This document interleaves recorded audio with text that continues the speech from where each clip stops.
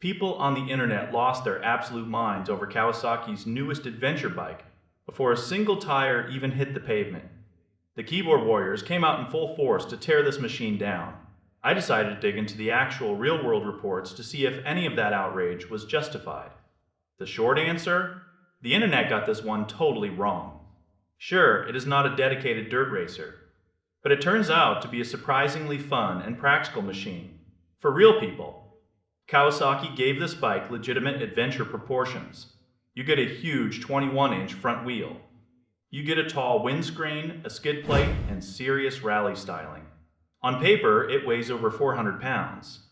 Yet every single rider who hops on it says the exact same thing. It feels weightless once you get moving. The ergonomics are easily some of the best in its class. Upright, comfortable, and totally natural for long hours in the saddle. Then you look at the price tag. It comes in at well under $7,000. That makes it cheaper than Kawasaki's own legendary dual sport tractor that has been around for decades. But here's the catch that got everyone so worked up. Kawasaki pulled the engine straight out of their lightweight sport bike. It is a high-revving parallel twin engine. It makes all of its power way up near 10,000 revs. On open pavement or twisty back roads, that motor is an absolute blast. You twist the throttle, the engine screams, and you smile. Take that same engine off the road onto a steep, slow trail and things get tricky. You have to rev the absolute life out of it just to keep moving without stalling.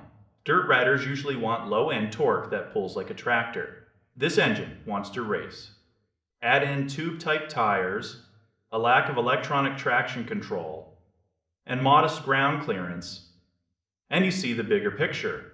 Kawasaki did not build an extreme off-road weapon. They built an affordable, incredibly fun, everyday road bike that can handle gravel detours whenever you want.